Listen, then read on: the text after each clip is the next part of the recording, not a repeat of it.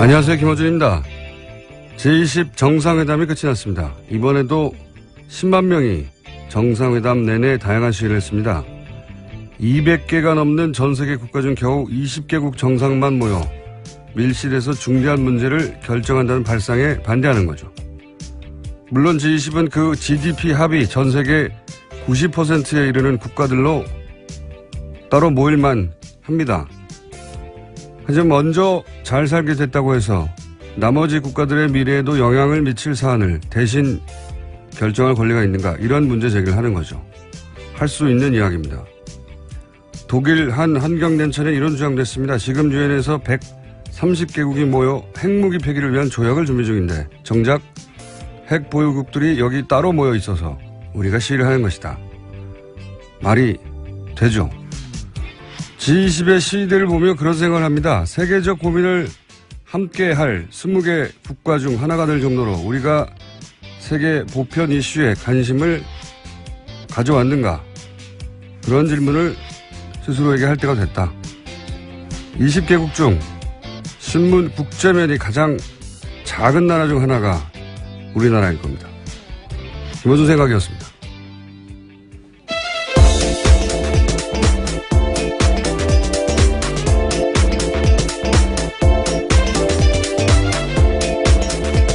시사인의 김은지입니다.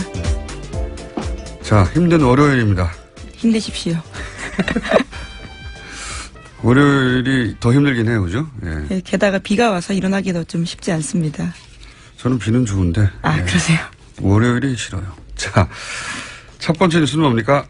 네, 문재인 대통령은 4박 6일 동안의 G20 정상회의 일정을 마치고 방금 아침 6시 귀국했습니다.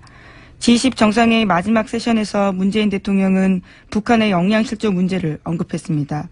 국제사회가 대북제재 틀 안에서 인도적 지원을 할 필요가 있다라고 말한 건데요. 또 G20 의장국인 독일의 메르켈 총리가 기자회견을 열어서 북한 문제에 대한 각국 정상들의 우려를 공개했습니다. G20이 이게 경제회담이거든요. 원래 각국의 경제부 장관하고, 예, 한국은행 총재 각국에 그렇게 모여서 회의를 하다가 언제죠? 2007년인가 8년인가 그 미국발 경제회의 있었잖아요. 그때부터 정상이 모이기 시작한 건데, 그러니까 이게 정치적 내용은 경제회담이라 성명에 안 담기거든요. 근데 이 마지막 기자회견은 북핵 문제니까 정치적 문제인데, 이게 아마 우리 쪽 요청으로 기술적으로 이렇게 소화한 거죠. 성명에는 담길 수 없는데 의장국이 따로 기자회견하는 것으로. 정치적 이슈를 따로 기자회견 이렇게 하는 건 제가 알기로는 처음 있는 일로 알고 있습니다. 누가 이렇게 해달라고 혹은 하게 했는지 모르겠는데 잘한 겁니다, 이거. 잘한 건데 글쎄요. 이거를 잘했다고 자랑해 줄 곳이 없네요. 제가 보기엔 아주 잘한 건데. 여기 참가했던 분들 중에 모실 수 있는 분이 있을지 모르겠습니다. 아, G20 의장국 중에서요? 의장국이 아니라 제 말은 예. 수행했던 분들도 있겠죠. 뭐 외무부 장관이라든지 이 세션에 참여했던 통역을 대신 불러서 할 수는 없잖아요. 문재인 대통령이 나올 것 같지도 않고 섭외해볼까 합니다. 자, 어떤 방식으로든. 다음 수는요? 네, 문재인 대통령이 마크롱 프랑스 대통령과 독일에서 마지막 정상회담을 가졌습니다. 촛불혁명과 정치혁명으로 당선된 두 정상이 대화를 나눈 건데요. 문재인 대통령은 같은 시기에 프랑스와 한국의 대통령이 됐으니 우리 두 사람은 아주 공통점이 많다라고 생각한다라고 말했습니다. 또 이어서 트리도 캐나다 총리와는 예정에 없이 만났습니다. 네. 인기 있는 젊은 정상들을 만났네요. 다음은요? 또 G20 정상회의 첫날인 지난 7일에 독일이 준비한 클래식 콘서트가 있었는데요. 이때 돌발 상황이 많이 화제가 됐습니다. 갑자기 트럼프 대통령이 왼팔을 옆으로 길게 뻗어서 문재인 대통령 손을 잡았습니다. 트럼프 대통령의 오른쪽에는 마크롱 대통령이 있었는데 그 직전에 기후변화 협약인 파리 협약 탈퇴와 관련해서 마크롱 대통령이 트럼프 대통령을 맹비난 이유였습니다. 그래서 냉랭한 분위기였는데 이를 무마하려는 듯 트럼프 대통령이 문재인 대통령 손을 잡아서 화제가 됐습니다. 그 뒤에 이제 시진핑 국가주석이 앉아서 한 장에 예, 트럼프 대통령,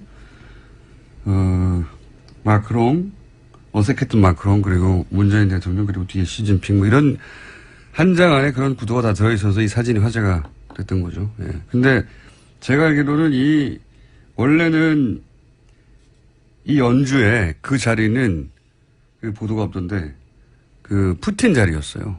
네, 지각을 해서 그 자리에 네. 앉지 못했죠. 지각을 30분 이상 하는 바람에 그 자리가 문재인 대통령 자리가 됐다라고 알고 있습니다. 네. 원래 이제 대통령 G20 20개 정상이 다 착석해야 연주를 한다고 해요. 근데 당연하잖아요. 너무 오래 안 와가지고 그렇게 됐다고. 여담입니다. 중요하진 않지만 화제가 됐길래 사실이. 자, 다음 순요. 네, 이번 G20 정상회의 주요 의제에서 트럼프 미국 대통령은 고립을 자초했다라는 평가를 받고 있습니다. 주요 의제인 기후변화에서부터 미국은 다른 19개 나라와 맞섰습니다. 또 장녀 이방카도 논란의 한복판에 섰는데요. 중국 시진핑 주석과 영국 메이 총리 사이에 이방카가 앉아 있었습니다. 트럼프 대통령이 인도네시아 대통령과의 양자회담을 위해서 자리를 비우자 대리 출석한 겁니다. 딸이라고 해서 이제 아빠 자리를 대신할 수 있다고 하는 발상은 미국 같은 나라에서는 참 믿기 힘든 수준의 이게 해프닝이에요, 사실. 어디서든 좀 믿기 쉽지 말이 않은 안 되는 얘기인데요. 거죠, 말이 안 되는 거. 예. 백악관 고문이긴 하지만요. 그 자리에 앉을 수 있는 자격은 아닙니다. 전혀 아니죠. 예. 예. 국가 서열 넘버 2도 아니고 그냥 딸이거든요. 예. 거기 앉아도 된다고 하는 아버지나 거기 실제로 다른 정상과 함께 앉아버리는 딸이나 그래서 실제 이번은 G20이 아니라 G19 플러스 1이라고 예, 야유성이죠. 예, 비꼬는 건데 그렇게 불리고 있어요. 처음에 누가 이 말을 했나 봤더니 BBC 특파원이 이렇게 표현을 했던데 기후변화 협약 탈퇴 이것 때문에 비난을 많이 받았어요. 유럽에서는. 그러면서 영국 언론도 비난을 했고 근데 이게 트럼프 공약이었거든요. 미국 석탄 산업 부흥을 내가 이렇게 다시 부흥을 시키겠다. 그러면서 이 기후변화는 거짓말이라고. 예.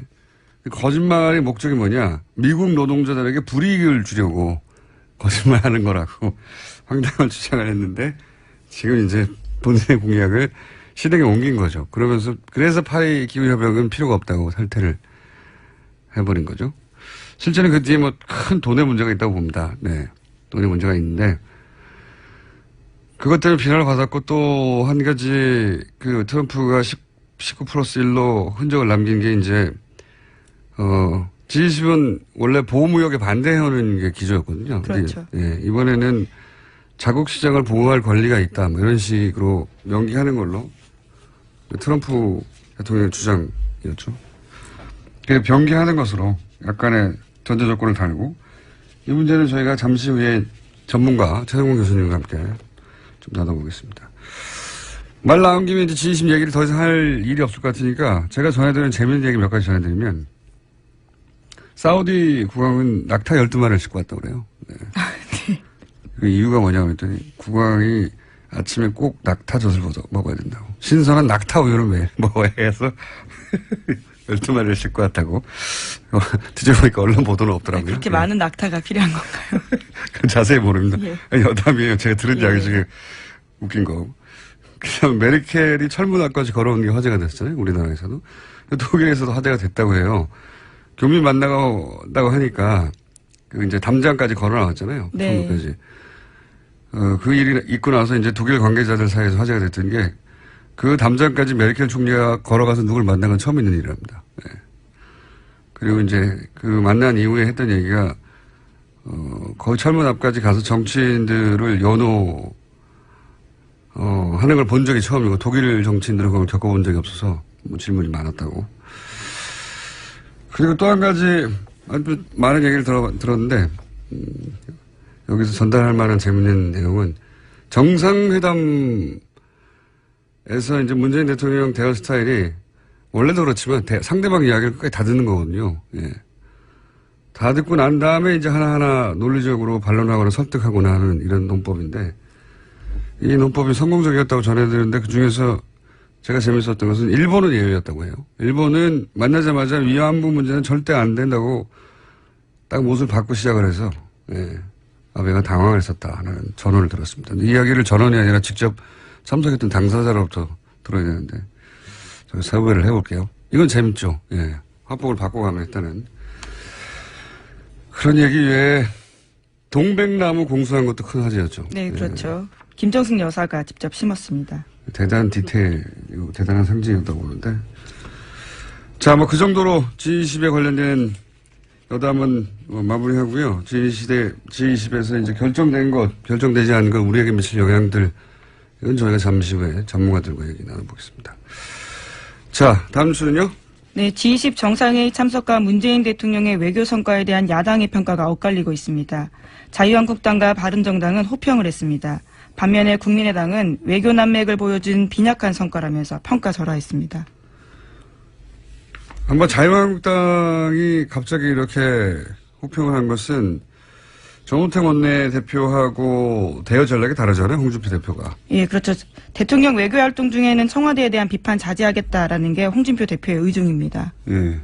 그래서 이렇게 갑자기 논평이 평상시하고 다르게 정반대로 나온 게 아닌가. 이거 홍준표 대표 의중이 담긴 것 같고. 네, 물론 한미일 공동성명은 1994년 삼국 정상회담 이후에 처음이다라는 게 있거든요. 이제 그러다 보니까요, 거기에서도 의미를 짚어주고 있습니다.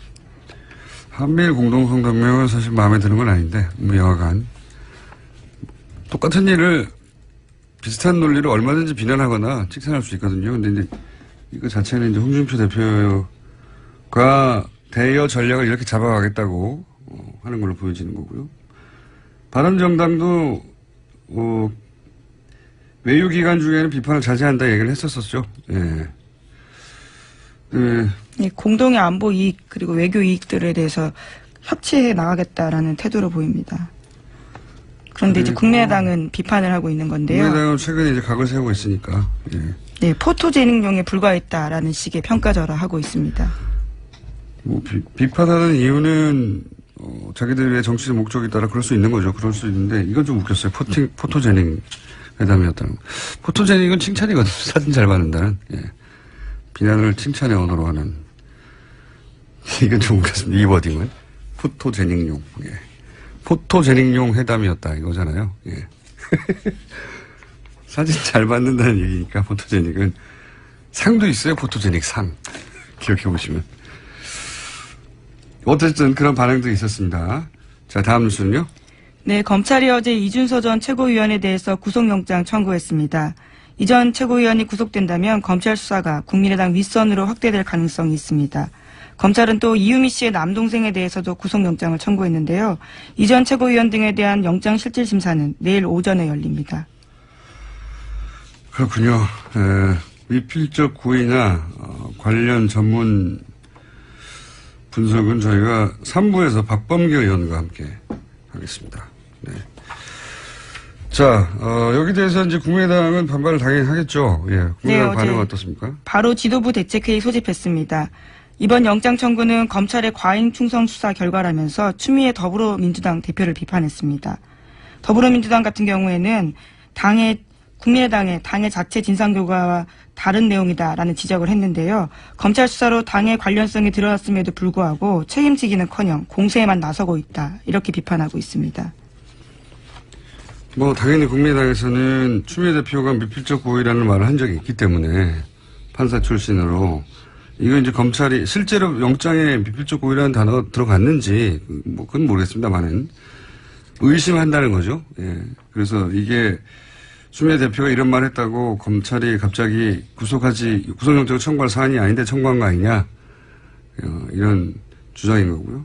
민주당에서는 무슨 소리냐. 적반하장이다. 뭐 이런 얘기인 거죠. 예.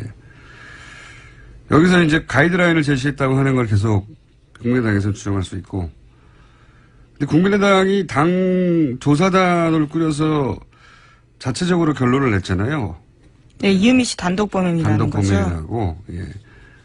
공당이 조사단을 꾸려서 분명히 당으로서는 다 조사할 수 없었던 석연치 않은 지점이 있었는데 과감하게 단독 범행이라고 결론 낸 것도 가이드라인이라면 가이드라인이죠. 만약에 당대표가 한마디 한 게 가이드라인이면.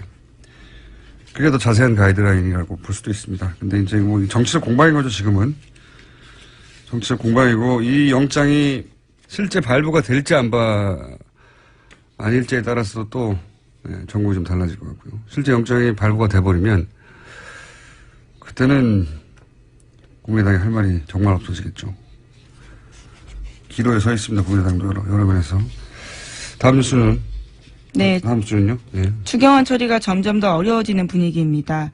야3당은 게다가 문재인 대통령이 오늘까지 재송부를 요청한 송영무 조대엽 장관 후보자에 대한 인사청문 보고서도 채택해줄 수 없다라고 날을 세우고 있습니다. 그렇죠. 뭐 계속 강경화 장관 김상준 위원장 때도 강행하면 파국을 맞이할 거라고 그랬죠. 파국은 오지 않았고.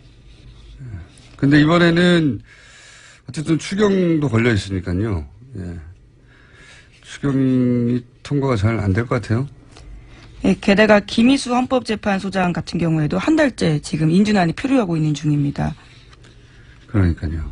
제가 말씀드렸잖아요. 2달 이내에 국무위원 구성이 안 된 건 처음이라고, 우리 헌정사에서. 만약에 그 점만 강조해서 언론이 막 공격을 했다면 야당이 굉장히 괴롭겠죠. 추경이 통과되지 않은 것도 안 된다면 만약에 안 되는 것도 처음 있는 일입니다. 다 했던 일이에요. 그전에는 문제가 없어서 했던 게 아닌데 아주 어렵게 길을 가고 있습니다. 근데 이제 과거의 차이점이라면 야당이 그 정도의 비판을 받지 않는 거죠. 언론으로부터. 자, 다음 순요. 이재용 삼성전자 부회장이 오늘 박근혜 전 대통령의 재판에 증인으로 출석할 예정입니다.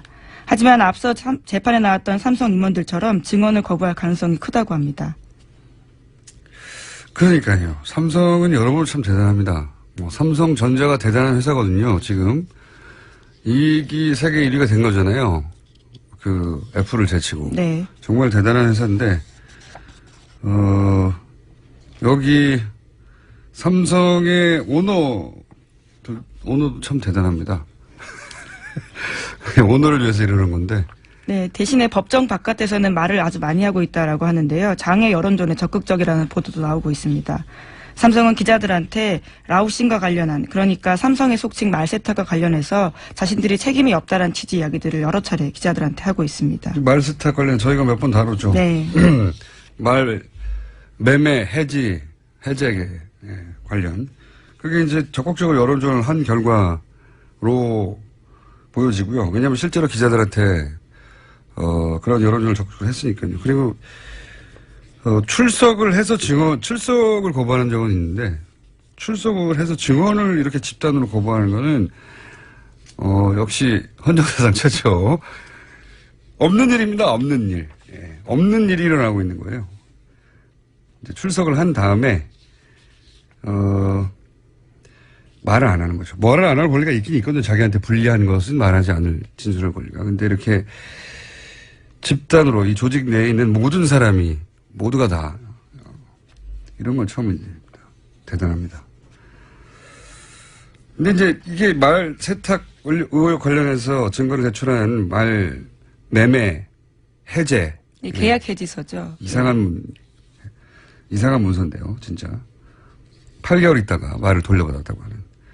근데 과거에도 보면 뇌물을 받았다가 돌려준 건 많아요. 간단하게 얘기하면 뇌물이 아니라는 주장을 하기 위해서 뇌물이라고 주장되는 돈이든 말을 내가 되돌려 받았으니까 원래 내 말이고 뇌물이 아니었다는 간단하게 보면 그런 거거든요. 그 당시 행위만으로 충분히 뇌물죄는 입증이 가능합니다. 되돌려준 건 의미가 없거든요. 그러니까요. 뇌물이었다가 되돌려준 뇌물 사건 되게 많아요. 근데 기자들이 그걸 몰라서 이렇게 말세탁 의혹을 단돈에 해소할 만한 증거가 나왔다는 식으로 보도했을 리가 없잖아요. 여론전의 결과라고 봅니다, 저는. 그런 보도가 한두 차례 크게 있었는데.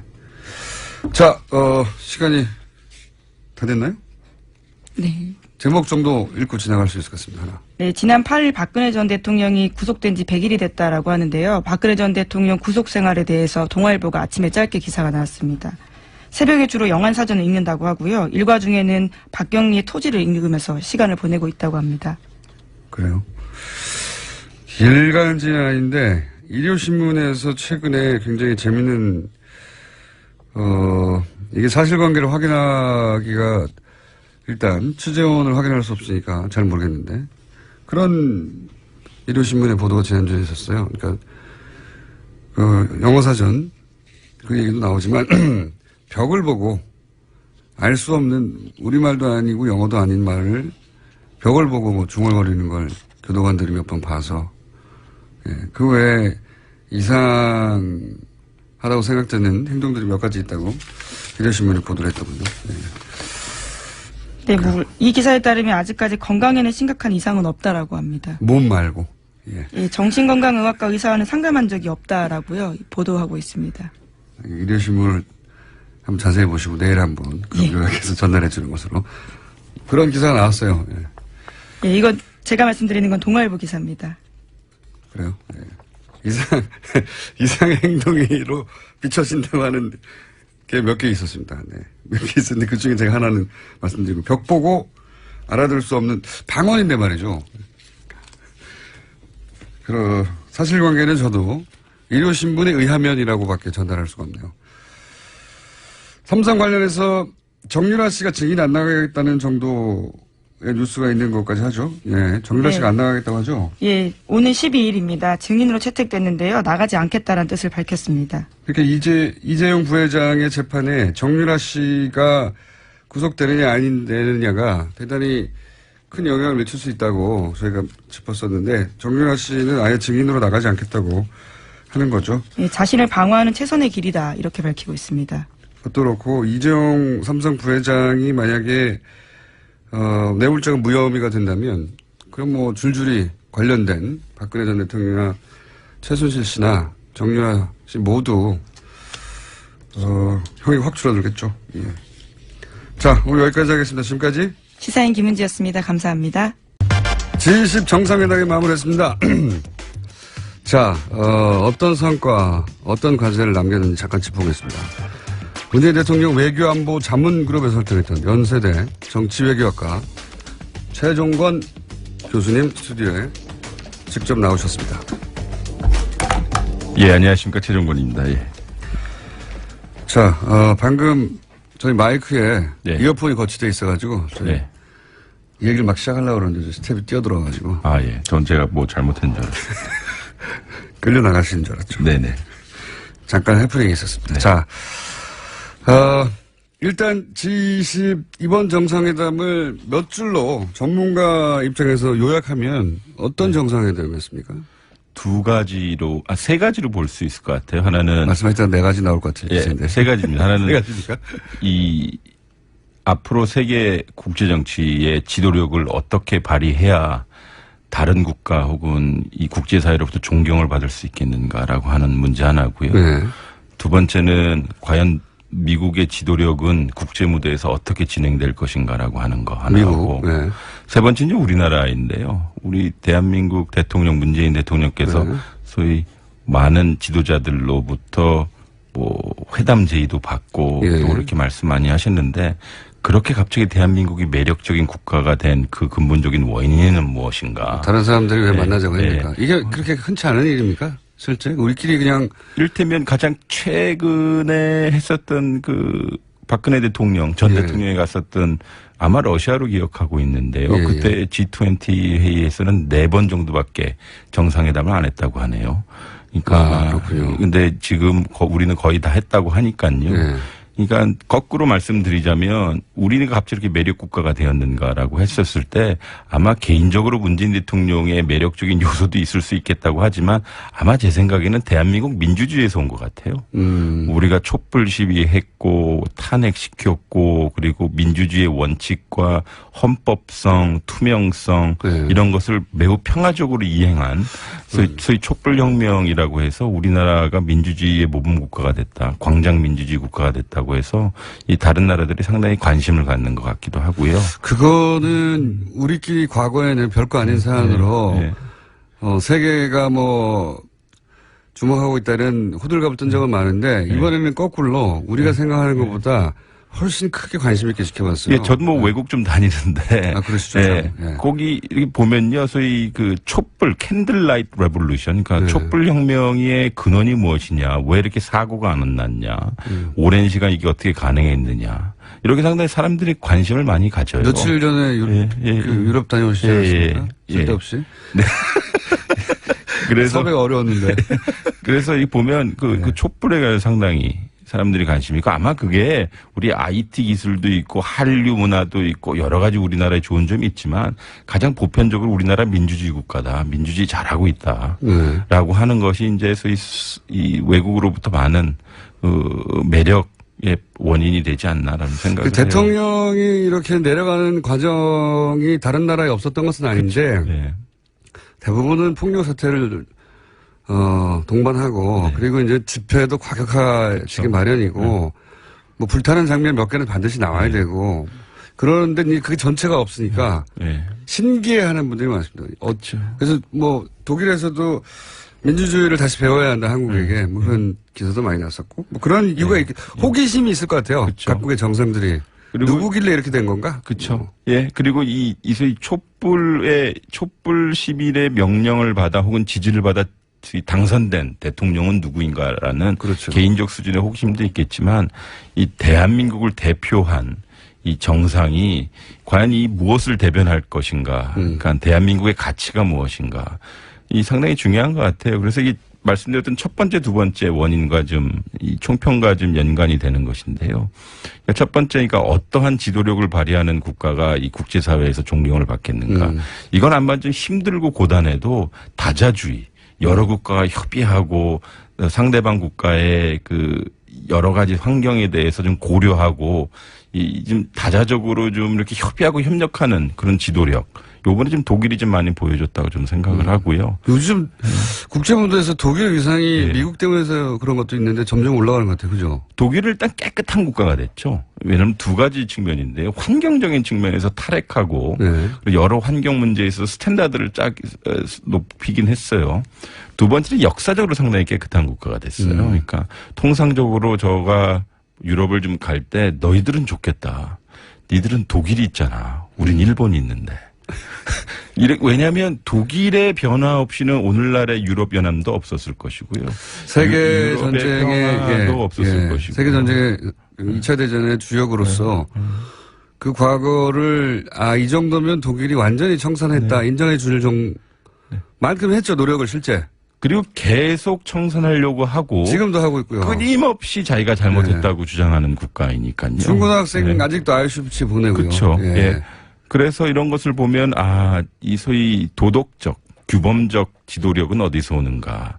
이 국제정치에서 결국은 이 보편적 우리 가치를 많이 이야기하는데 인권과 같은. 근데 이것을 어떻게 상대방 국가에게 협력을 시키고 확대시킬까라고 했을 때는 힘을 가지고 할 수도 있겠지만 이 정당성과 정통성을 가진 협의와 협력을 통해서 설득하는 이 힘은 이 독일을 상당히 우리가 자세히 봐야 될 것 같고요. 그 반면에 이제 미국의 이 여러 가지 낯설은 모습들을 우리가 19+1이라고 이번에 G20에서 볼 수 있었죠. 이를테면 어떻게 보면 USA가 아니라 유나이티드 스테이츠 에메리트라고 요새 농담을 한다고 하더라고요. 미국에서는.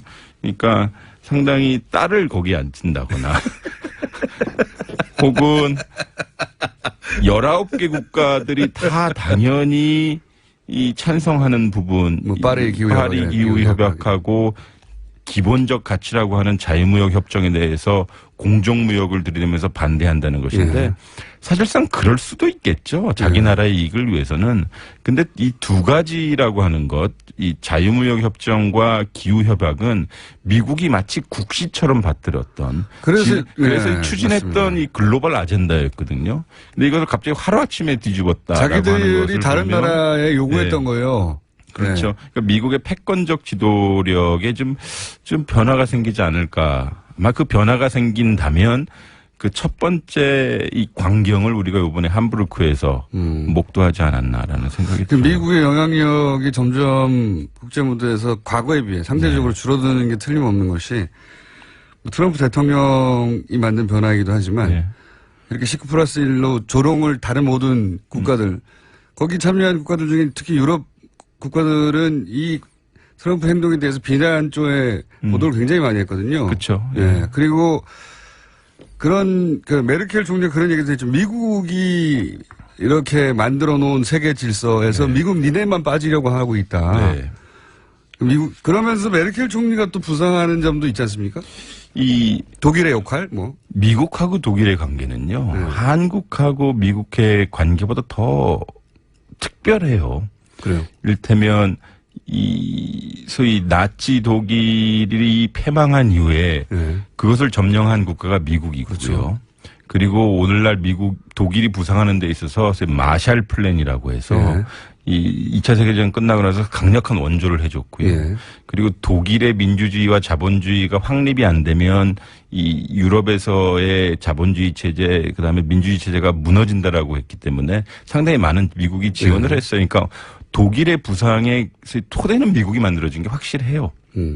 근데 중요한 건 뭐냐면 이 그동안 독일의 입장에서도 이 미국의 협력 없이는 자신이 성장할 수 없다는 걸 알았는데 이게 서로 상호 협력적으로 갔단 말이에요. 그리고 독일 자체는 상당히 미국에게도 의미 있는 이 동맹국이었는데 이게 지난달이죠. 그 G7 그러니까 세계에서 가장 센 7개 국가들이 모여서 회의를 했는데 역시 여기서도 이 독일이 미국과 많은 것을 부닥쳐요. 근데 우리한테 함의하는 게 많아요. 트럼프가 지금 독일에게 두 가지를 요구해요. 독일 때문에 지금 미국 적자폭이 너무 세졌다. 그래서 독일 매우 나쁜 나라다라고 메르켈 총리는데 유아의 배드 컨트리 이렇게 해버리거든요. 그리고 얘기했듯이 독일이 상당히 EU에서 지도자적인 국가이기도 하고 경제적으로도 그렇고 세계적으로 소위 클라이밋 체인지 기후변화에 대해서 상당히 많은 공을 들여서 파리 협약을 만들었거든요. 실제 독일이 또 인도적인 차원에서 그 목소리를 크게 낼 수 있는 이유가 난민 문제도 가장 적극적으로 받아들여서 전 세계에서 난민 안 받는데 독일이 최대 규모로 받았거든요. 근데 그 트럼프는 그 메르켈의 그러한 정책을 보고 미친 정책이라고 그랬어요. 크레이지 폴리시. 그래서 이 메르켈 총리가 야 이제 미국 없는 유럽 혹은 유럽 국가들끼리 협력해야 되는 시대를 준비해야 된다라고 발언을 해버렸고 상당히 이게 본인한테 크게 와닿나 봐요. 왜냐하면 이제 9월달에 독일에서 총선을 하는데 이게 기민당하고 기사당, 그러니까 기독민주당하고 기독사회당이 연정을 해서 하는데 총선 공약집에. 지난 총선에서는 미국은 매우 중요한 친구라고 했는데 우리처럼 한미동맹 맨날 강조하는 거. 그렇죠. 근데 이번에는 그냥 파트너. 격을 좀 낮췄고요. 그리고 이 미국 없는 유럽 혹은 유럽끼리 협력해야 되는 이 앞으로 시대를 준비해야 된다는 그 발언 자체를 총선집에 넣어버렸어요. 이게 어떻게 보면 이게 반미 정서라기보다는 트럼프로 대변되는 미국의 독단주의 이런 것들에 대한 강력한 실망을 가지고 있는 거죠. 그러니까 미국의 지도 뭐 표현이 마음에 안 들지만 어쨌든 미국의 국제사회에서의 지도력, 영향력, 존재감이 축소되고 있는 건 확실한 것 같고요. 그거를 급격하게 유럽도 뭐 나토 문제에서도 그렇고 그 분담금 요구하고 그러다 보니까 우리끼리 이제 우리끼리 문제를 해결해야 될 때가 다가오고 있고 그 중심에 점점 독일이 서고 있는 것 같아요. 그러니까 이번에 그 앞에 아무래도 이번에 독일이 주최국이어가지고 대놓고 이 트럼프에 잔소리를 하거나 아니면 큰 소리를 못했을 거예요. 근데 마크롱 대통령이 아예 트럼프하고 크게 붙었거든요. 왜냐하면 파리 기후협약이니까 이 기후협약을 지켜야 된다고 아주 크게 붙긴 했는데 이런 걸 보면 이제 앞으로 프랑스와 독일의 이 강력한 연대, 그 연대의 기본은 가치라고 하는 거예요.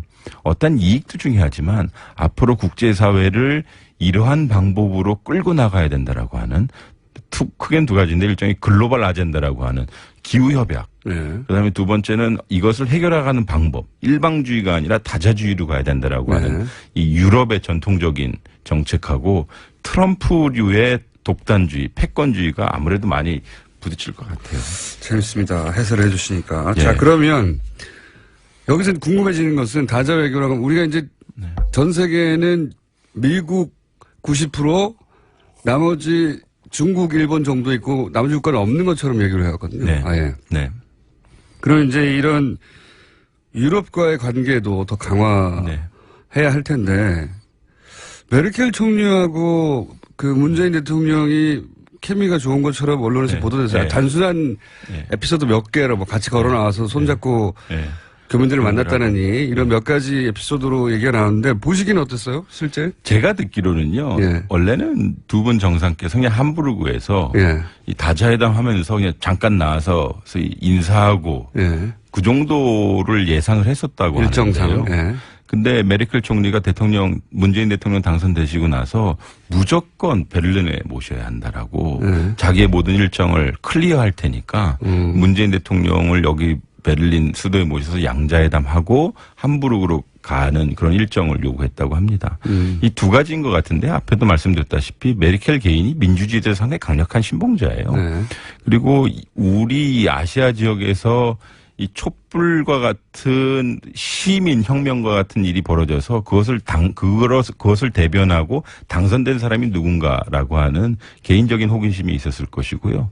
두 가지 아젠다는 이 문재인 대통령과 메르켈 총리가 국정과제로서 추진하고 있는 것인데요. 하나는 탈원전 같은 거 있지 않습니까? 이 부분은 두 정상이 상당히 공유하는 아젠다이고 또 다른 하나는 자유무역에 관한 미국과의 환경이에요. 상황인데. 압력받고 있는. 예, 둘 다 압력을 세게 받고 있는 것인데 이것을 어떻게 이제 서로 해결해 나갈 것이냐라고 하는 것이고 근본적으로 제가 아는 한 독일 전문가들, 그러니까 독일 안보 전문가, 통일 전문가들은 이렇게 얘기해요. 한국 사람들이 우리 독일보다 독일 통일에 대해서 더 많이 알고 있다.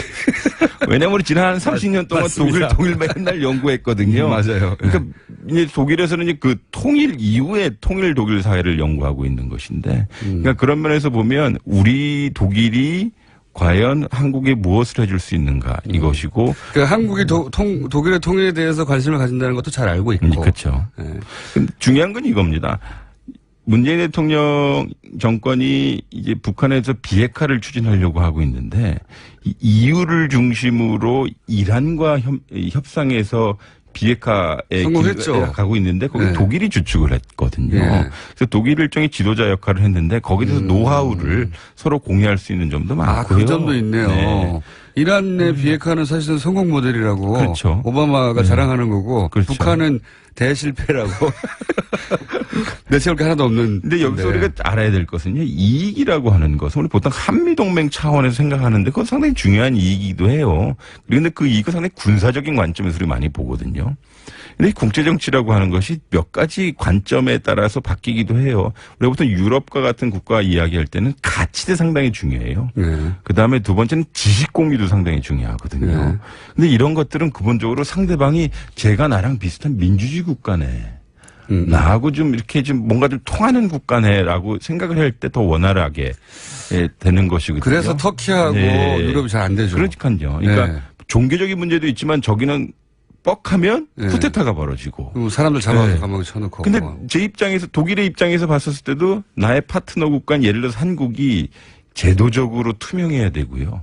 내가 독일 국민의 세금을 받아서 행하는 외교 행위인데 이것이 인풋이 한국에 들어갈 때 상당히 투명하게 이 영향력이 있길 바라는 것이죠. 그러니까 이게 인지상정인데 그런 면에서 봤었을 때 대한민국을 강하게 하는 건 정말 민주주의인 것 같아요.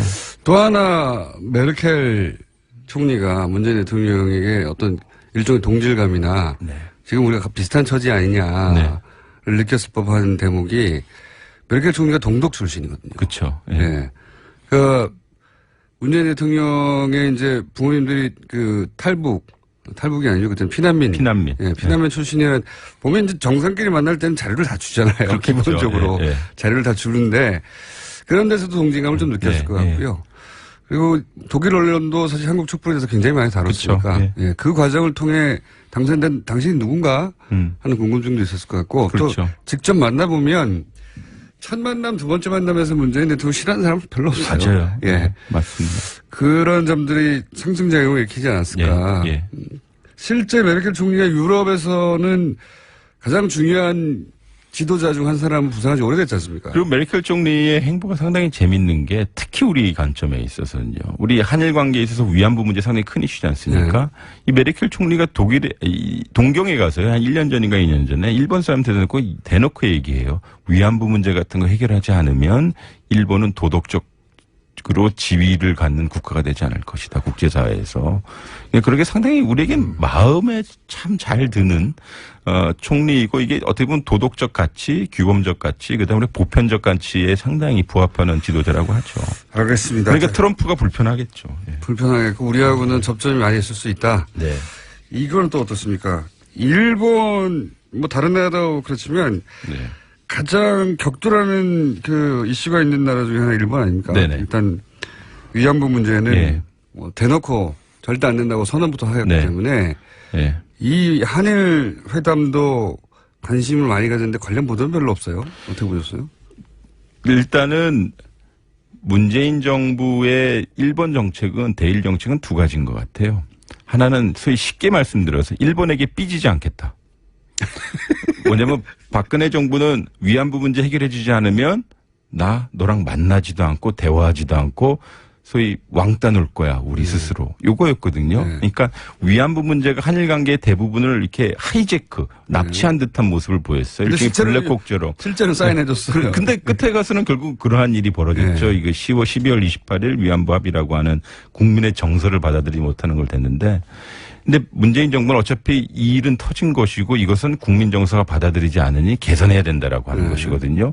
즉 개선해야 되는 근본적인 이유는 대한민국 국민이 받아들이지 못하는 것도 있지만 보편적 인권 가치에게 부합하지 않는다는 그렇죠. 것이죠. 네. 보편적 인권 가치라고 하는 건 두 가지예요. 하나는 이 피해자의 정서와 합의를 하지 않았다라고 하는 것이고 여성 인권을 보호하지 못했다라고 하는 것인데요. 요거는 유엔도 역시 재합의하고 재협상을 하는 것이어서 이건 반드시 짚고 넘어가겠다라고 하는 것이죠. 근데 한일 관계가 위안부 문제만 이야기하는 관계이고 싶지는 않다. 그러니까 우리가 북한 문제, 그다음에 경제 문제, 사회 문제에서는 계속 교류 협력을 해야 되는 것이다. 즉 이렇게 함으로써 어떤 일이 벌어지냐면 한일 관계의 소위 정상적인 미래를 위해서는 위안부 꼭 짚고 넘어가겠다. 이게 문재인 대통령의 개인적 신념이기도 해요. 그러니까 인권 대통령으로서 그러면 여성에 대한 소수자에 대한 것 그리고 또 하나는 일종의 그 당시에 작은 세월호였던 거죠. 뭐냐면 국가가 국민 특히 여성의 인권을 보호해주지 못했다라고 하는 것이어서 이거 반드시 짚고 넘어가겠다는 거죠. 즉 뭐냐면 역사 문제이기도 하지만 지금까지 연속적으로 이어지는 인권 문제의 대표 사례로서의 위안부 문제를 해결하지 않으면 대한민국 민주주의도 말이 안 된다는 거라고 믿고 있는 것 같아요. 그래서 이걸 좀 강력하게 했죠. 물론 근데 아베는 12월 28일 위안부 합의를 이행하셔야 됩니다라고 했는데 이걸 아예 문 대통령께서 그냥 바꿔 간 거예요. 이거 이대로 안 돼. 그러면 한일 관계 정상적으로 발전 안 돼. 이거거든요. 제가 듣기로는 보통 그 정상회담은 문재인 대통령 스타일상 상대방 이야기를 듣고 다 듣고 나서 천천히 반박하는 방식으로 진행되는데 그 한일 회담만은 이 문제부터 먼저 이건 안 돼라고 못 받고 시작했다고 하더라고요. 근데 못은 박았지만요. 나온 결과는 우리한테 그렇게 나쁘진 않아요. 첫 번째 이 위안부에 대해서 확실히 우리 자세를 다시 한번 상기시켜줬음에도 불구하고 한국과 일본 사이의 셔틀 외교, 이 정상회담은 언제든지 할 수 있게 하고 이 기능적 협력은 계속 가야 된다라고 하는 것이거든요. 그게 아마 한일 관계의 이 현실이 될 수도 있겠죠. 우리 위안부 문제 때문에 우리 한일 관계 소위 쫑나는 건 아니니까요. 그 부분은 상당히 볼 필요가 있는 것 같아요. 알겠습니다. 그러면 이 정상회담을 퉁쳐서 우리 입장에서 가장 큰 성과는 뭐라고 보십니까? 정리를 해보자면. 두 가지인데요. 하나는 이 세계의 보편적 가치가 요번에 두 가지가 크게 불거졌죠. 하나는 이 기후변화에 대한 국제사회의 대응. 즉, 이 파리 기후협약에 대해선 모든 국가가, 그러니까 미국을 제외한 모든 국가가 지지한다고 했는데 우리 소위 모든 국가 안에 들어갔거든요. 그러니까 19+1이니까. 그러니까 한미동맹 프레임 차원에서 보면 그것이 말이 안 된다고 주장하는 사람들일 수도 있겠지만. 우리 미국 따라가야 되는 거 아니야? 한미동맹인데. 근데 이것은 어떻게 보면 만약에 그쪽으로 갔다 그러면 대한민국이 일종의 왕따 당할 수 있는 세계적인 왕따가 문제이고 되겠죠. 네. 아마 이제 우리가 이제 보통 국가 규범을 따라가는 국가를 네. 가는 거고요. 네. 또 하나는 이제 자유무역 네. 가겠다는 것인데 이제 미국이 얘기하는 공정무역보다 우리나라 이익이 극대화된 자유무역 요구하겠다는 것이고 그리고 이제 부차적으로 이제 대한민국 정말 매력적인 국가가 된 이유가 말씀드리지만 결국은 우리 시민의 힘으로 이 부정한 정부를 교체했다라고 하는 것 하나, 그다음에 공정한 선거, 투명한 선거를 통해서 새로운 대통령을 뽑았다는 것 둘, 그 대한민국 민주주의가 강화진 것 이거 역시 보편적 가치여서 좀 대한민국이 이제 보통스러운 국가가 되는 것이 보통스러운 국가. 아닌가라고 생각을 듭니다. 예. 보통스러운 국가는 일본의 목표인데.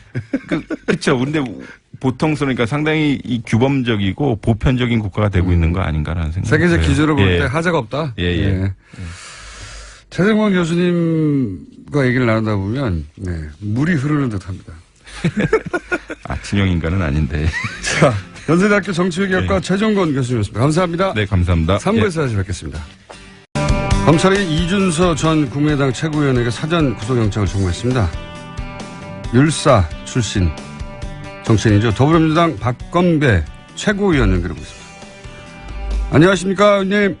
네, 안녕하세요. 우선 최고위원 되신 거 축하드립니다. 네, 감사합니다. 네, 축하드릴 일인지는 잘 모르겠습니다. 요즘 같은 상황에서는. 민주당 최고위원은 지나가는 얘기입니다만 돌아가면서 하는 거죠? 예, 돌아가면서 합니다. 번역별 최고위원이라고 그렇게 말씀하셨어요. 예, 돌아가면서 차례가 와서 최고위원이 되셨습니다. 자, 이준서 전 최고위원이 이제 영장이 청구됐는데요. 네. 혹시 어떤 혐의로 영장이 청구됐는지 아십니까? 짐작 정도만 하시는 건가요? 그렇죠. 어제 저녁 일부 언론 보도가 있었는데요. 네. 아마 영장 내용을 일부 좀 입수를 해가지고 보도를 한 것으로 보여지는데 대략은 맞지 않을까 그렇게 추측은 하고 있지만 제가 영장 자체를 입수를 해보려고도 했는데 철저하게 보아니라 구하지는 못했습니다. 내용은 맞을 것 같습니다. 기자들보다도 이 정보력이 떨어지신 최고위원이신데. 그렇게 볼 일은 아니고요. 공적 시스템이 이제 문재인 정부에 와서 잘 갖춰진 거죠. 근데 이제 언론 보도에 따르면 물론 이거는 아직 공개된 것이 아니기 때문에 기자들 보도에 의하면이라고 해야 되겠습니다. 의하면 미필적 고의라는 이 법률 용어가 등장했는데 우선 미필적 고의가 뭡니까? 이것이 의심스러운 사실인데 네. 그럴 리가 없겠지 하면은 이제 과실의 부문으로 가는 거고 네. 설사 사실이 아니어도 그냥 고하는 거야. 질러버리는 경우 속되게 표현해서 용인한다고 표현하는데 그것이 미필적 고의에 해당합니다. 그러니까 아예 모르고 했으면 과실이고 예. 이게 사실 아닐 수도 그런 가능성도 있긴 있지만 그래도 그냥 할 수 없다 하는 경우. 그렇군요. 그럴 경우는 미필적 고의다. 이 미필적 고의도 이 영장에 청구되고 발부되기도 합니까? 미필적 고의로 중요 사건들을 인정한 케이스는 매우 많습니다. 아, 그렇습니까? 우리가 이제 사람의 심리, 내심의 어떤 심리 상태를 사람이 평가하는 거기 때문에, 딱 떨어지는 고의가 없는 경우라도, 이렇게 여러 가지 종합을 해보면, 이건 충분히, 책임을 지울 만한 사안이다 하는 경우에, 미필적 고의 법률을 적용해서 유죄가 많이 나옵니다. 그렇군요. 이준수 전 최고위원 같은 경우에는 처음부터 끝까지 이제 본인이 몰랐다고 부인하고 있고, 유민 씨는 처음부터 끝까지 혼자 한 게 아니라 윗선의 지시를 받았다. 이렇게 대립하는 상황 아닙니까? 네네. 그럼에도 불구하고 미필적 고의를 적용하고 영장을 청구할 수 있고, 그게 또 발부되기도 한다는 말씀이신 거죠? 5월 5일 발표 전후의 상황을 다 종합을 한 걸로 보여지고요.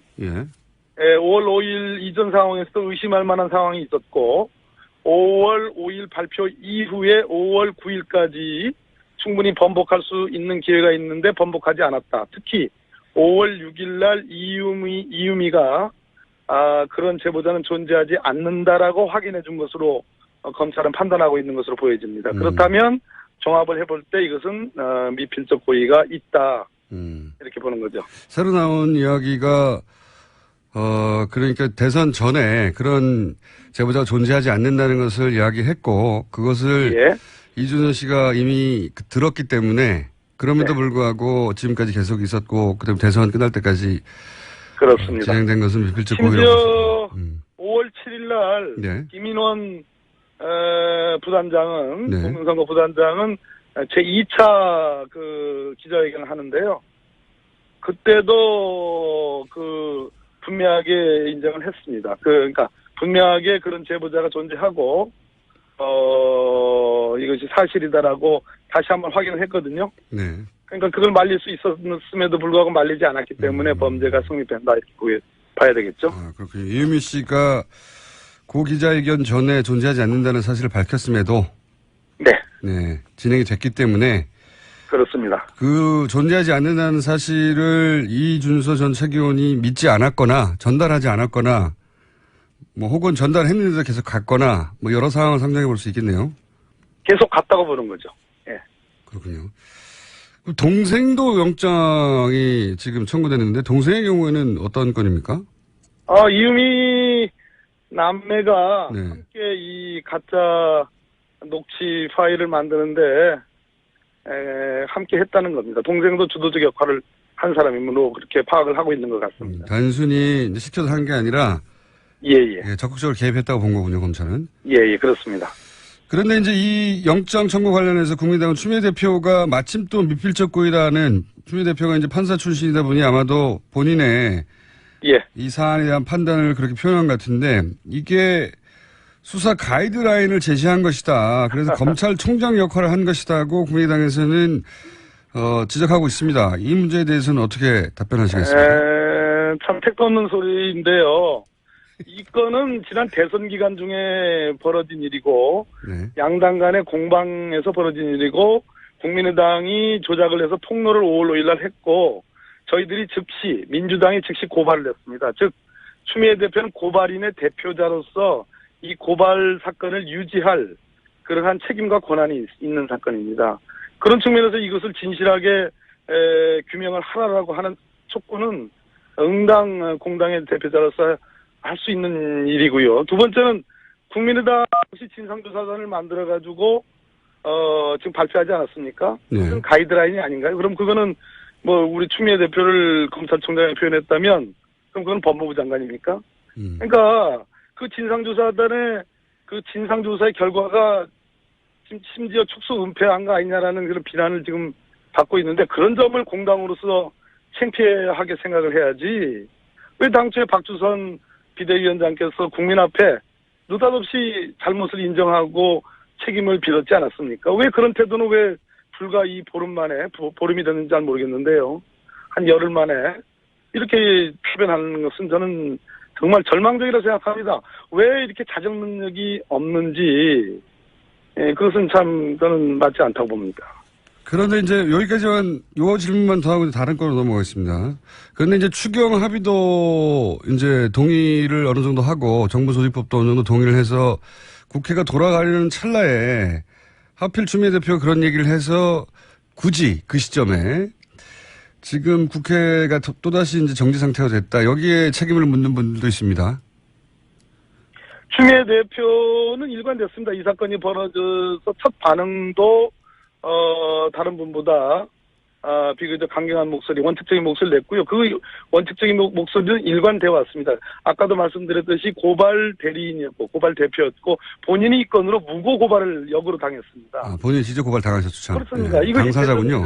그렇습니다. 제대로 진상이 규명되지 않으면 추미애 대표가 오히려 형사 책임을 져야 될지도 모르는 그런 사건이 있는데 거기에 대해서 무슨 뭐 성불하신 분도 아니고 이건 뭐 응당한 성불. 당의 대표고 이것이 불거졌던 경위나 여러 가지로 봤을 때 저는 충분히 있을 수 있다고 생각합니다.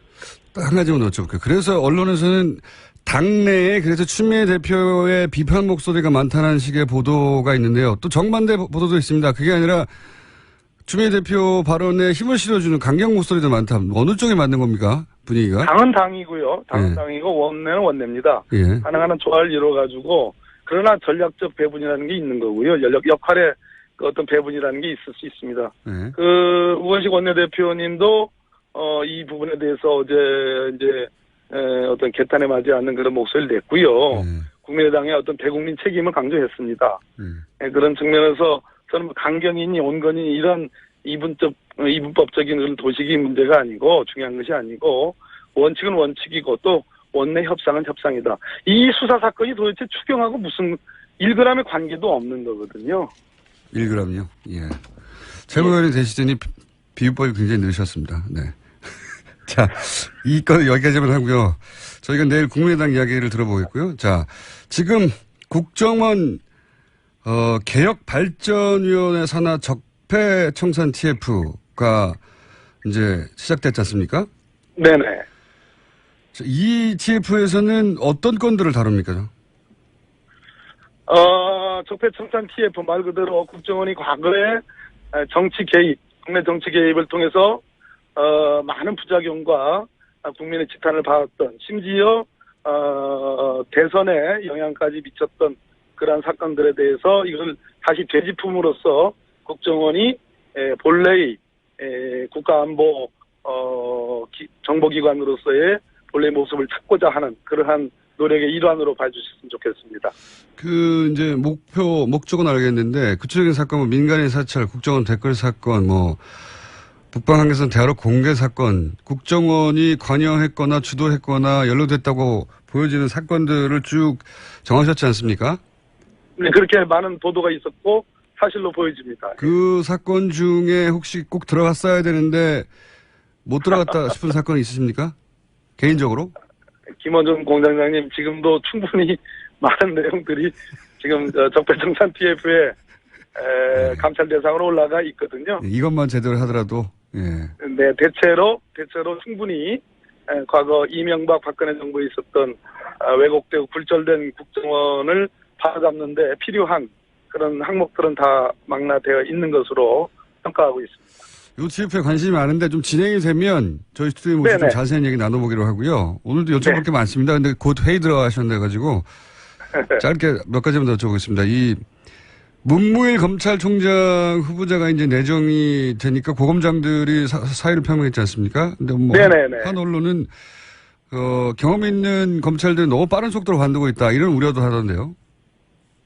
검찰이 조직 문화거든요. 누가 강요한 것도 아니고 그러한 규정이 있는 것도 아닙니다. 동기나 아니면 윗기수 선배들이 사표 내는 관행은요. 그거는 검찰의 조직 문화인데 저는 개인적으로는 바람직한 조직 문화라고 보고 있지 않습니다. 그래요. 예. 네. 그러니까 뭐 동기가 자리 올라갔다고 해서 혹은 뭐 후배가 진급이 빨라졌다고 해서 다 관둘 필요가 없는데. 예, 그건 군사문화 일종이죠. 그래서 이 사의 표명이 바람직하지는 않지만 이게 무슨 정권 차원에서 압박을 가한 게 아니다. 이런 말씀이시죠? 아니, 물론입니다. 당연한 말씀. 원래 항상 그래왔다, 검찰은. 알겠습니다. 법무부 장관 후보자에 대해서는 어떻게 평가하십니까? 박상기 교수님인데요. 평생을 형사법 학자로서 살아오신 분이고 외도 없이 제가 알기로는 그렇게 뭐 정치단체나 시민사회단체 이렇게 최근에 이제 경실련의 공동대표가 되셨지만 적어도 형사법 분야 특히 이 검찰 사법제도 개혁 분야에 대해서는 국내 가장 권위자 중에 한 분입니다. 잘하실 거로 기대하고 있습니다. 그런데 이제 법무부 장관, 검찰총장 그리고 또 한 축의 파트너가 이제 사법부인데 사법부에서 최근에 이제 법관 블랙리스트 문제로 이야기가 아주 어지럽습니다. 법관 블랙리스트가 실제 존재합니까? 어떻게 보세요? 개인적인 추정이 궁금합니다. 많은 이번에 전국 법관회의를 주도했던 많은 판사들, 평판사들의 목소리 중에는 그런 유사한 리스트가 있다라는 공감대가 꽤 있고요. 그 부분에 대한 진상규명을 양승태 대법원장에게 강력하게 요구하고 있는 상황이고, 그 주장은 뭐 전혀 근거가 없는 얘기는 아니다라고 저는 생각하고 있습니다. 물론 뭐 좀 복잡한 그게 있다는 것이 드러난 것이 이제 조금 복잡한 과정을 통해서 이제 보도가 됐는데 그 전후 과정을 직접 판사를 하셨던 분으로서 들어본 결과는, 개인적인 결과는, 존재할 가능성이 높다, 이렇게 보십니까? 아니요. 우리 판사님들의 그러한 공감대가 있고 그런 주장을 하는데, 네. 나름, 전혀 근거 없는 얘기는 아니다. 이렇게 표현을 하고 싶습니다. 거기까지만. 존재할 가능성이 높다까지는 위험한 표현입니다. 밝혀져야 될 사안입니다. 네, 근거가 없는 것은 아니다 정도까지만. 알겠습니다. 최고위원이 되시더니 굉장히 조심스러워지셨습니다. 네. 전에도 이렇게 치고다 그러지는 않았습니다. 한간에는 법무부 장관 되시는 거 아니냐 얘기도 있었는데 안 되셨어요. 예, 여전히 괴롭히시는군요, 저를. 축하드립니다. 네. 오늘 말씀 여기까지 듣겠습니다. 네, 공장님 감사합니다. 감사합니다. 더불어민주당 박범계 최고위원이었습니다. 국민의당 반론은 저희가 내일 섭외하고 들려드리겠습니다. 친절한 AS. 저희 일부에서 최종국 교수님 나오시면 문자가 많습니다. 네. 지난 첫 번째 출연 때도 그랬고, 오늘도 여러 문자가 있었는데 그 중에서 최 교수님은 이상하게 집중하게 만드는 특별한 능력이 있어요. 여기까지는 참 대단한 칭찬인데, 그 뒤에 이어서 딱히 재밌지는 않은데.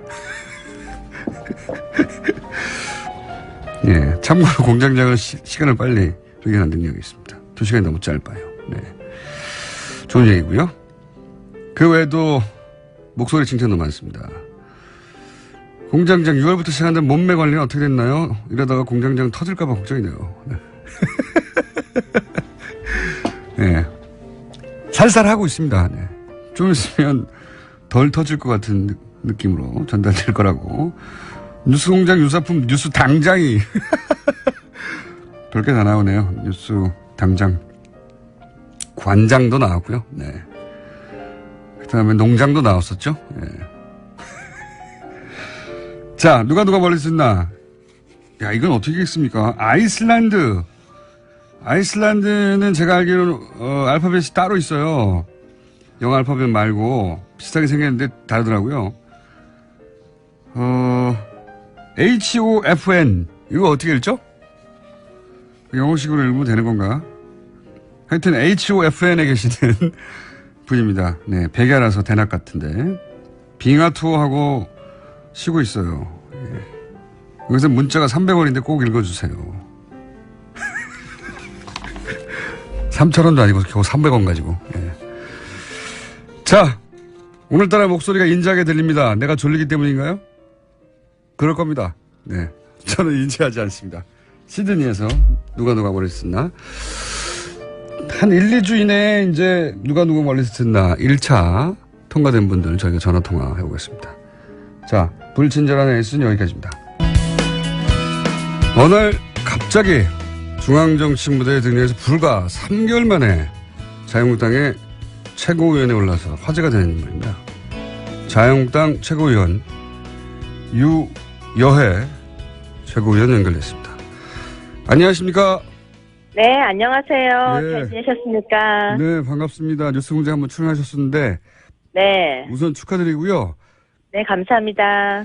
제가 알기로는 자유한국당은 뭐 역사가 짧으니까 그 전신인 새누리당이나 신한국당 거슬러 올라가도 현역 의원도 아닌데 이제 정치 입문이 채 3개월이 되기 전인가요? 직후인가요?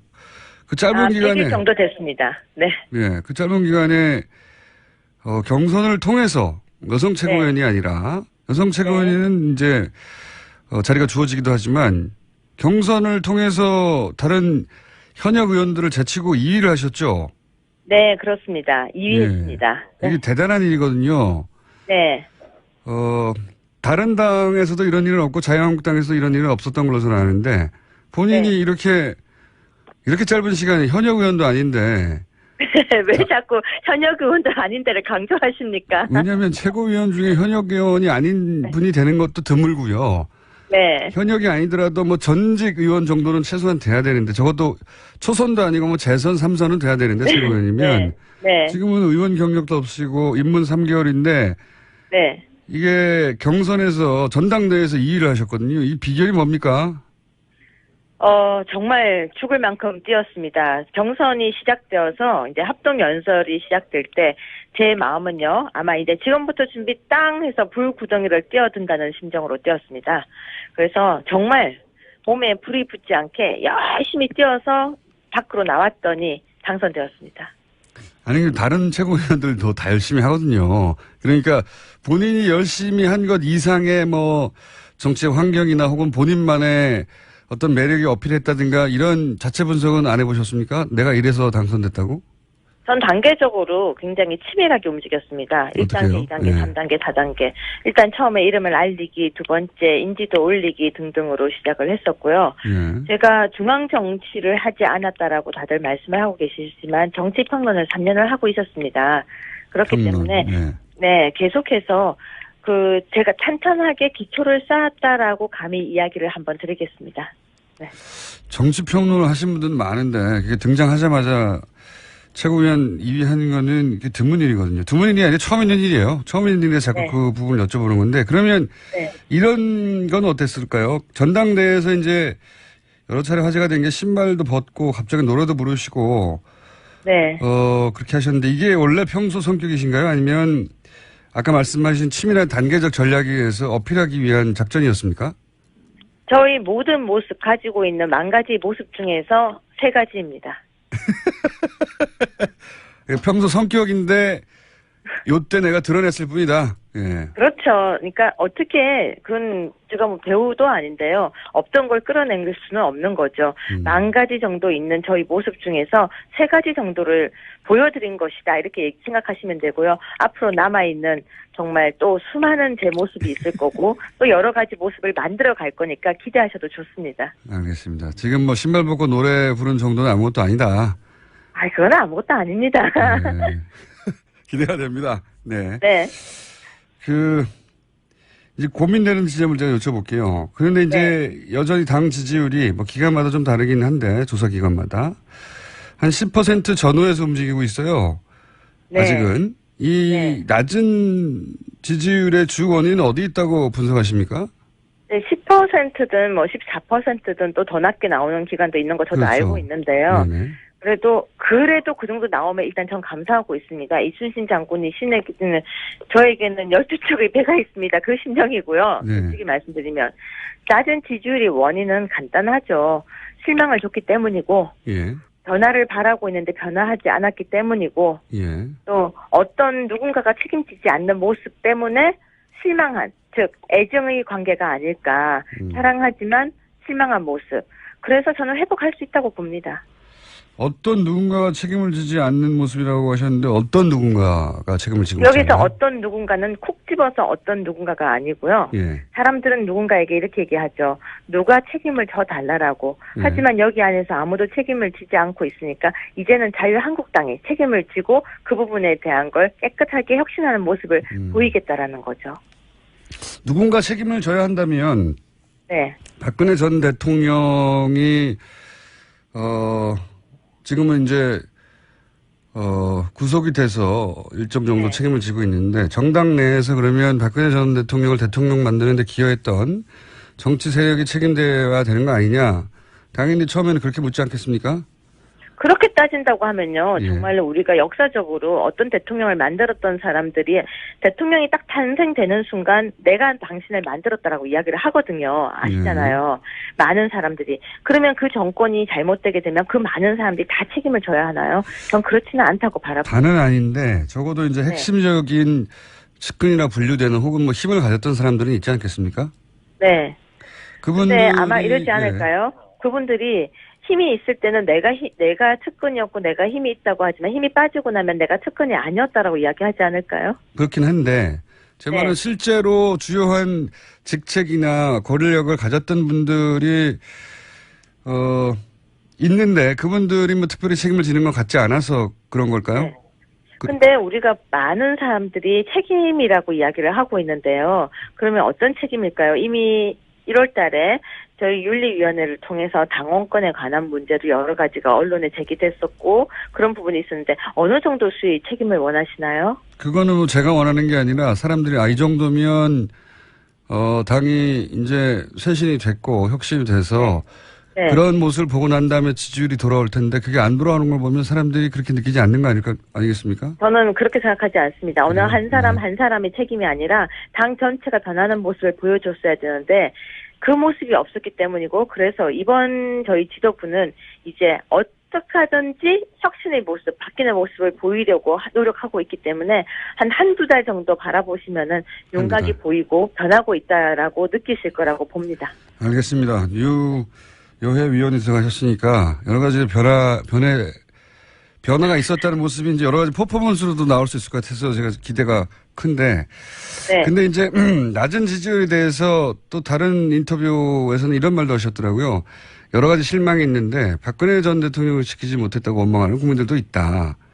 이런 표현도 하셨는데. 네. 이런 표현을 하신 적은 있죠? 그 표현을 했다라기보다는 예. 아까도 말씀드린 저의 만 가지 모습 중에서 그거 역시 한 가지 모습입니다. 한 가지 그래서 모습. 사람은 여러 가지 모습을 가지고 있고 여러 가지 색깔을 가지고 있는데 예. 그 중에서 제 마음의 한 부분을 또 끄집어낸 것이죠. 그건 당연하게 누구나 가질 수 있는 생각이라고 생각합니다. 당연하게 누구나 가질 수 있는 생각은 아닌 것 같은 게요. 왜냐하면 탄핵 왜냐하면 정부에서 저는 자유한국당의 당원이고 자유한국당의 입장에서는 저희 전당대회에서는 충분히 그런 문제를 이야기할 수도 있는 겁니다. 여기서는 저희 전당대회였다는 것을 감안해서 이야기를 해주셨으면 고맙겠습니다.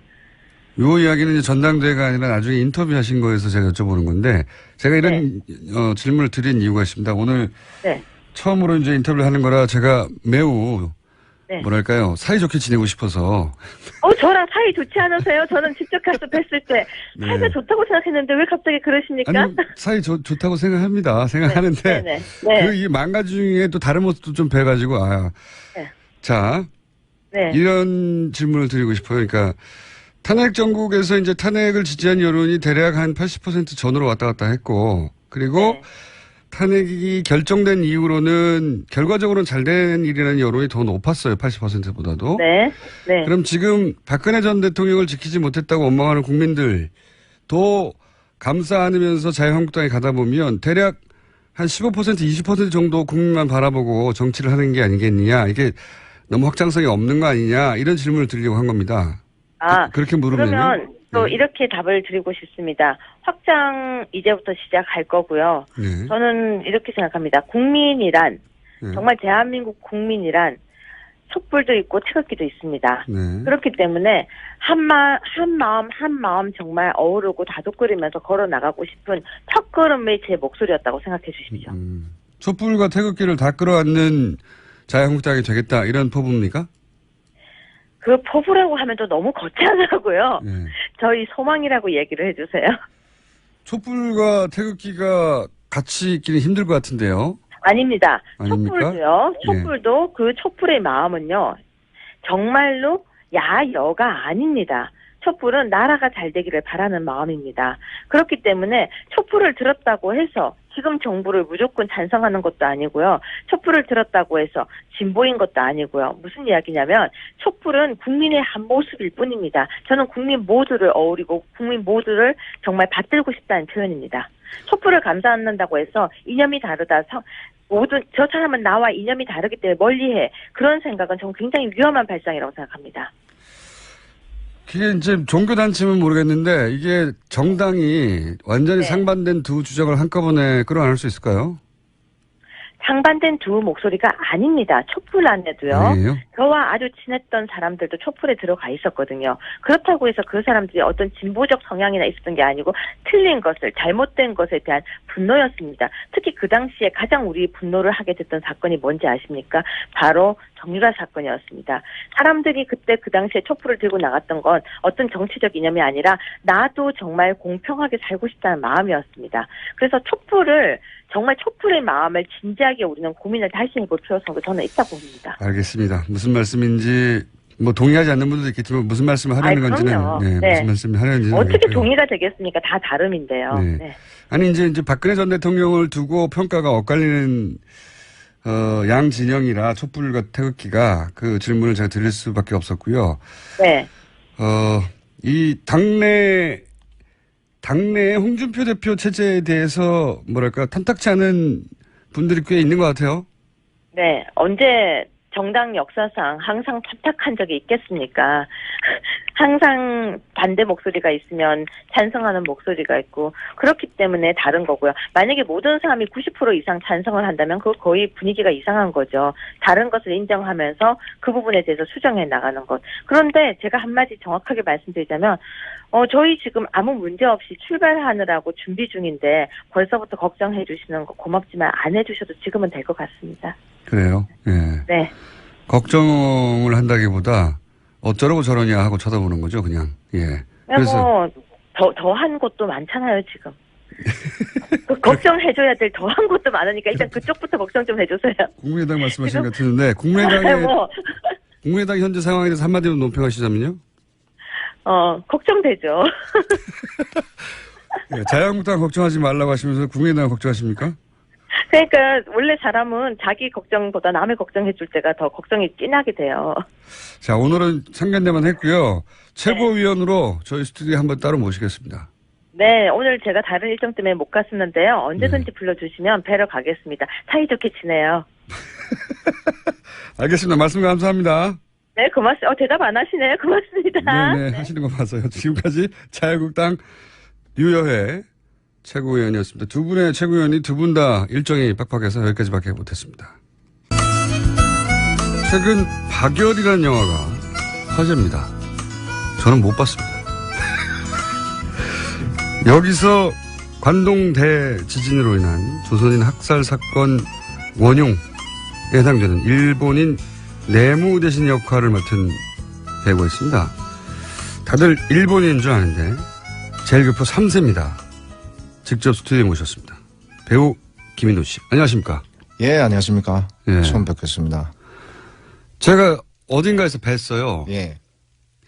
어딘지를 모르겠네. 그때 어떤 역할이었어요? 그게 어떤 나쁜 역할이었어, 하여튼. 아, 나쁜 역할이었어요? 나쁜 역할을 많이 해서 제가 몰랐는데, 예, 하도 해서. 하도 해가지고. 예, 그래요. 우리나라 영화에 많이 나오셨죠, 이미. 예, 그렇죠. 드라마도 영화도, 예. 몇 편이나 하셨습니까, 한국에? 드라마나 영화 합쳐서 이제 30개나 넘은 것 같아요. 35, 30개. 35, 6? 당연히 대부분은 일본인 역할로 나오신 거죠. 예, 한국인 역할은 하나. 하나. 한 번. 한 번. 예, 나머지는 다 일본인 역할. 제가 일본인 역할로 나오신 장면을 봤는데 나쁜 역할인데 무슨 영화인지 생각이 안 나는데 제가 오늘 마지막 기억하시면 지금 나중에 알려주십시오. 예. 예. 영화인 것은 확실합니다. 영화인 것. 아, 영화요? 예. 예. 영화에서 나쁜 일본인으로 나오셨어요. 아, 그래요? 역사 얘기요? 그러니까 예전 얘기였죠. 뭐 일제시대 얘기였던 것 같은데. 아. 제가 근데 이분을 꼭 저희 제작진에게 모셔서 인터뷰를 해야 되겠다. 예. 했던 이유가 뭐냐면 뭐 일본인인 줄 알았었는데 알고 보니까 제일교포 3세시더라고요. 예, 그래요. 거기까지만 해도 그렇구나 했어요. 근데 한국에 오신 게 40대에 오셨다고. 그죠? 40대. 이게 여기서 제가 이분을 꼭 만나봐야 겠다. 왜냐면은 무슨 한류, 뭐 아이돌, 뭐 이런 문화를 동경해가지고 한국에 가서 뭐 아이돌 그룹의 일원이 된다거나 한국에 가서 방송 생활을 하고 싶어하는 10대, 20대 이런 케이스는 봤는데 40대 평생 일본에서도 배우 하신 거죠? 예, 했어요. 네. 그러니까 어렸을 적부터 했으니까 이제 30몇 년 지났죠. 제가 자료를 보니까 그 일본의 유명한 영화 감독 구로사와 아키라 영화에도 나오셨다고. 아, 예. 네. 그거는 행운이죠. 20대 초반 때 네. 감독님이 돌아가시기 마지막 작품 전 꿈이랑 영화에서 잠깐 단역으로 나왔어요. 그때. 그 이후에 배우를 계속 하셨고. 예. 그러면 40대면은 일본에서 어쨌든 자기 커리어를 완전히 만들었는데. 예. 40대 한국에 와가지고 한국말을 여기 와서 다시 배우신 거죠? 예, 그래요. 이게 이상한 일이에요, 이게. 왜 그래요? 이상한 일이다! 이분은 만나봐야 되겠다. 아, 그래요? 제가 호기심이 생기면 꼭 만나봐야 되거든요. 보통 뭐, 최근에 박열이라는 영화가 흥행도 하고 있고. 예. 거기서 인상적인 역할이어서 예. 영화 얘기를 할 거라고 생각하고 섭외를 받으신 거죠? 예, 그렇죠. 예, 아닙니다. 아, 진짜요? 처음에 섭외가 왔을 때는 궁금해서 너무 원래 전치 같은 얘기를 하시잖아요. 아, 저를 아세요, 원래? 예. 지금 찾아봤어요, 많이. 진짜요? 주변에서 팬들이 진짜 많거든요, 우리 주변에서. 훌륭한 사람이라고 인터뷰 끝난 다음에 전해주세요, 그분들에게. 아, 예, 알겠습니다. 예, 예. 그래서 이 영화에 대한 이야기를 할 거라고 생각하시겠지만, 예. 영화는 이미 흥행이 잘 되고 있고, 영화는 인터넷 검색해 보시거나, 가까운 극장에 가보십시오. 그러면은, 이미 지금 상영되고 있죠. 예, 예, 되고 있습니다. 100만 명 이상 들었다고 하고 재밌다고 합니다. 예. 근데 여기서 이제 굉장히 주연 역할이죠. 예. 예. 관동 대지진의 그 기획자, 관동 대지진 기획자가 아니라 관동 대지진으로 인해서 생긴 일본인들의 불만을 조선인에게 책임을 씌우고 그래서 사건을 만들자. 그래서 예. 조선인들이 당시 조선이라고 불렀죠. 굉장히 많이 학살됐고 예. 그 사건을 소재로 하는데 거기서 이제 박열이라고 하는 굉장히 인상적인 인물이 나오고 예. 근데 이제 김효 씨는 거기서 그런 기획을 했던 공작이죠, 공작. 예, 맞죠. 예, 공작을 했던 내무 대신 역할을 하고 있습니다. 예. 인상적으로.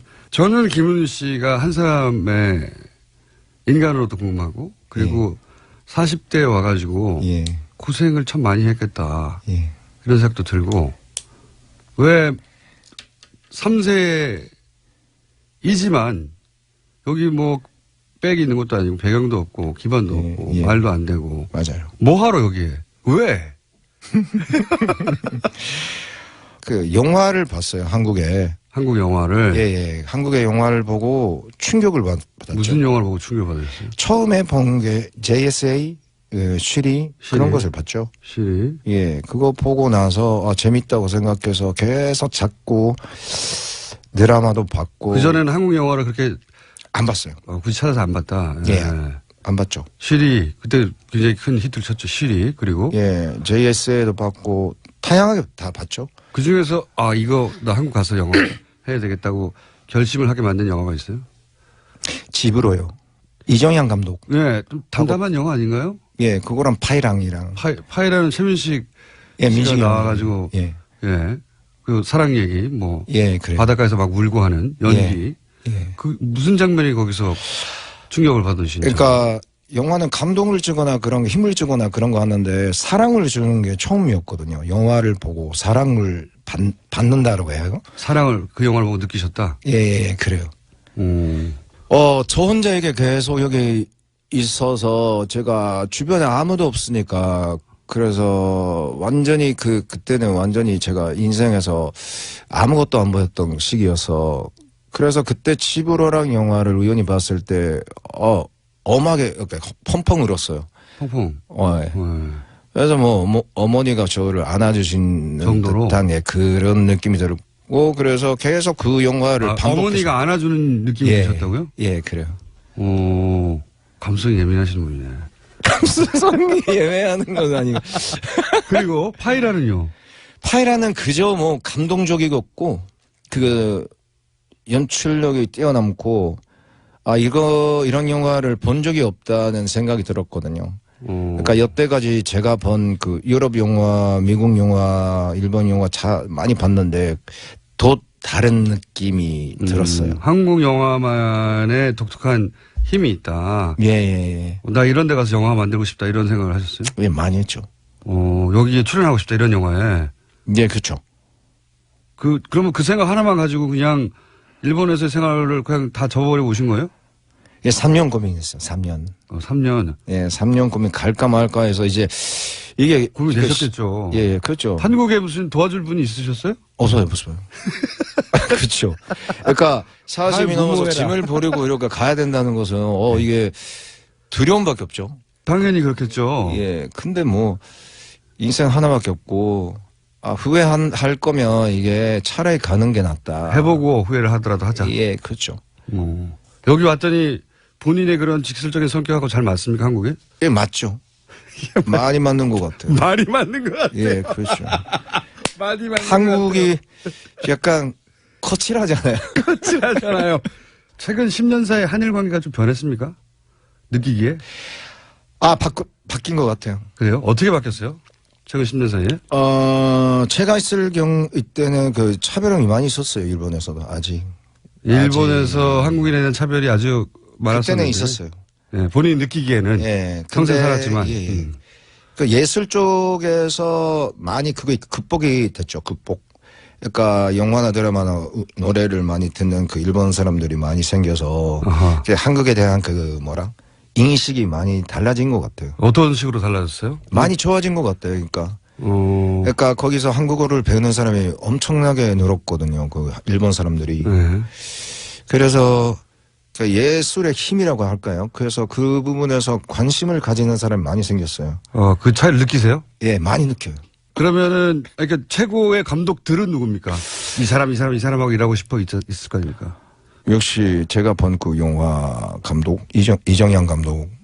같이 하고 집으로. 싶죠. 예, 같이 하고 싶죠. 지금 사이가 좋아요. 언젠가 출연하려고. 그런 거 아니고. 술 많이 같이 먹어요. 제가 오늘 모신 이유는 박여월 때문이 아니라, 마흔에도 용기를 내면 완전히 다른 환경에서 다시, 자기 인생을 리셋하고 시작할 수도 있다. 그런 케이스들이 드물지 않다. 예. 인생 전체 80이면 한 40 중에 툭 잘라가지고, 저는 전혀 다른 인생을 살아보는 것도 괜찮잖아요. 예. 그런 걸 직접 해보신 분으로 혹여 30대, 40대에 고민하는 분들에게 해주고 싶은 말씀 없어요, 혹시? 제가 한국에 와서 네. 그러니까 우연찮게 책을 봤어요. 네. 평범한 글이었거든요. 그러니까 결국은 너는 뭘 하고 싶냐? 결과적으로는 뭘 하고 싶냐? 그러니까. 이런 글이었거든요. 뭘 하려고 그러는 건데? 네가 원하는 게 뭐야? 진짜로 원하는 게 이런 거. 그게 저한테 와닿거든요. 그래서 내가 이것도 아니고 저것도 아니고 이렇게 따지면서 이렇게 사는 내가 있다. 그러니까 이러면 안 되겠지. 그러니까 한번 잡아보자. 아무거나 일단 지금 눈앞에 있는 것을 한번 잡아보자. 그 생각이 들었어요. 거기부터 시작한 것 같아요. 진짜 원하는 게 뭐야? 예. 막 망설이고 이렇게 하면 이게 어려울 것 같고 그런 어려움이 닥칠 것 같고 그 두렵고 그런 생각하지 말고 눈앞에 가장 가까이 있는 거를 확 잡았다. 예, 잡으라. 그런 거죠. 여러 가지 있는데 그 중에 하나가 따지면 이게 끝이 없잖아요. 그렇죠. 예. 걱정하고 앉아있으면 끝이 없어요. 누구 탓에 이렇게 넘기고 또 넘기면 또 그것도 답이 안 나올 거고. 남 탓도 그만하고. 예. 네. 일단 내가 뭘 고쳐야 되는지 뭘 수정해야 되는지 그 생각을 많이 했어요. 우선적으로 내 자신의 문제가 뭔가 있다. 그 때문에 이렇게 막힌다. 이 생각을 했거든요. 아무 배경도 없고 백도 없고 근거도 없이 그냥 한국에 와가지고 40에 19살이나 17살이 아니라 40에 와서 이제는 최근 개봉한 박열이라고 하는 흥행하는 영화에서 가장 나쁜 그렇죠. 가장 나쁜 일본인 미즈노 역할을 연기하셔서 화제가 된 김인우 씨를 오늘 만나봤습니다. 오늘 말씀 감사합니다. 예, 감사합니다. 네, 지금까지 배우 김인우 씨였습니다. 네, 김인우 씨 팬이 의외로 많네요. 문자가 많이 옵니다. 자, 월요일 뉴스공장 여기까지입니다. 박범계 유여의 최고위원 인터뷰도 좀 짧았습니다. 일정이 바빴답니다. 월요일이어서 다음에 길게 보시도록 하고 내일 뵙겠습니다. 안녕.